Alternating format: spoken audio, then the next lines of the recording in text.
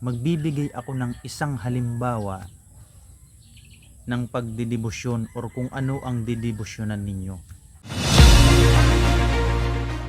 Kung wala pa kayong nahahanap or wala pa kayong nakitang pangdibosyon ninyo, pwede nyong gamitin unang-una syempre yung paglilinis ng sarili, yung Anima Christi. Sunod mo yung Holy Rosary, no? Palagi yan. Palagi mong i-recite yung Holy Rosary.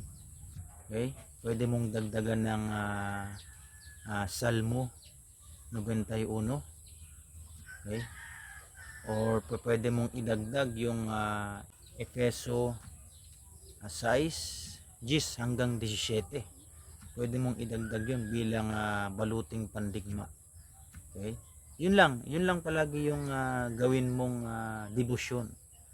Mas maigi na yun bilang pamundo mo sa katawan mo. Okay? Yun lang. God bless.